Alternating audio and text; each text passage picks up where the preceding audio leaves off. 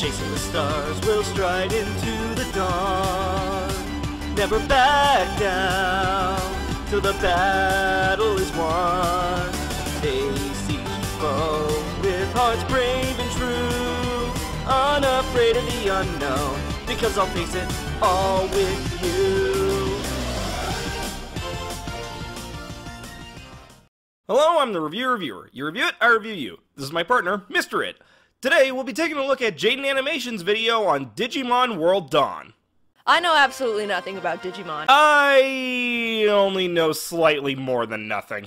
I only briefly got into the Digimon Isekai and the series where Axel had to I am a man punch enemy Digimon so his Agumon could digivolve. Pokemon is my entire life, so why would I need to branch out? Well, I happen to be a very open-minded person, and the only way to prove that is to play a Digimon game for the first time. Logical. I wanted to see if, putting all my bias aside, I could bridge the gap between the two, and they could live together in harmony in my tiny little brain hobby drawer. Given the title of this video, I doubt it. It seemed like I've walked in on a fandom that has just been hurt over and over, and they're really trying to hang on to something and believe in the good of the franchise, but they've just been put through a lot. You know, kind of like the Sonic fandom. He's out of line, but he's right.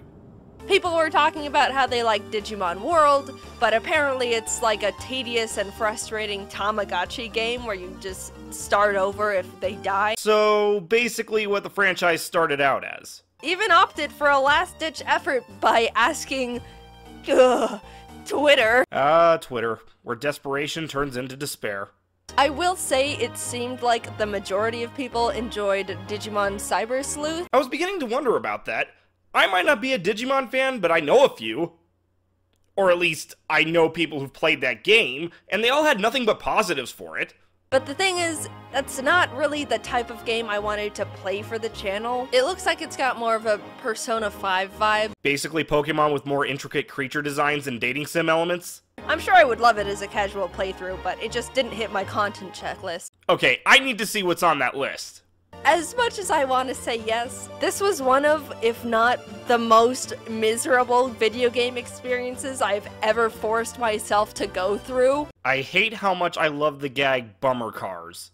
For any gameplay, I'm given 4 different packs of 3 Digimon. The Balance Pack, Attack Pack, Speed Pack, and the Japanese Pack. You know, if I hadn't read it on the screen myself, I'd have assumed that was a joke of sorts. And honestly, I was shocked to see how huge and powerful they all looked. Look at these big men! Pokemon starters don't look like this. At least not unless you're Alpha Rad. Okay, no, you know what? I'm not even gonna look at what the other ones are. I'm taking Groudon. And then the game forces me to nickname all my Digimon. It's not an option, and if I try to name them their original Digimon names, I can't, because they don't give me enough characters. Again, out of everything I read about this game, this is hilariously not mentioned in anyone's criticism list. I don't know if it's a Digimon thing, or I don't know. Honestly, no more so than in Pokemon to my knowledge. This sure doesn't look like the States. Or Japan, I think. Also, what is a Digimon? Ah, so it's one of those games that assumes you're familiar with the franchise. Great. I checked my guys, and Caraman is the same, Tony Tiger is a bit smaller, but Big Worm is a dinosaur now. Oh my god, it's a shiny Agumon! Me me me me me me me me me me. Hell if I know. Big Worm starts off as a lizard. That's like the opposite of how evolution works. I don't know, Snivy loses its limbs by the time it evolves into Superior. All the dungeons and areas and stuff are mazes. They're all mazes with absolutely bonkers wild Digimon encounter rates. So what you're saying is, it's a game of mazes and monsters. Me me.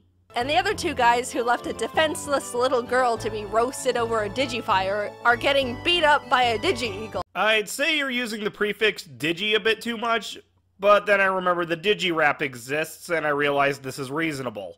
By the way, I didn't know that Digimon spoke. Come to think of it, I think Pokemon is the only kids anime like this where the monsters don't speak. I'm trying to figure out if I have to, like, talk to someone or walk into the right room and someone's like, Jaiden, we're all being traumatically and irreversibly turned into Digi-Eggs over here. I don't want to say that's possible, but I don't want to say it's not possible either. From what I hear, Digimon can get pretty fucked up. The amount of time I spent trying to figure out where I even am in the supposed safe space of the city overworld was pure comedy and frustration. Apparently we found the cult of Clink Clang. I have to walk into this building, talk to the Digi-Clerks, and complete multiple useless side quests that have nothing to do with anything to unlock another chunk of the main game. You don't play a lot of RPGs, do you? I'm gonna do it. I'm gonna be the first person to use a Nintendo DS to kill a man. I can't help but feel like you wouldn't be the first, but at the same time, I don't want to be put on a list by checking. How long did it take me to experience that story? Long enough to turn into Hop Pop, apparently. Here's a clip of me trying to read a guide after my 5th time of being completely lost in a maze dungeon. If you've unlocked the macro sea, go there and head south, then go up and right to head to the south path leading to another screen, then go left after another screen. Okay, to be fair, that seems like more the fault of the person who wrote the guide. Why do internet game guides always read like you've been following them to the letter since booting up the game? Regardless of the pain this game has inflicted on me, I can, against all odds, say I am coming out of this experience a bit of a Digimon enjoyer. Yeah, all that sounds like a really toxic way to start a relationship. Not to mention, crazy dangerous. This video was interesting. I still don't fully understand why Jaiden puts so much stress on picking a game, but if it leads to some creative verbal and visual gags like seen here, maybe she should consider looking at bad games more often. I'm the Review Reviewer. You review it, I review you.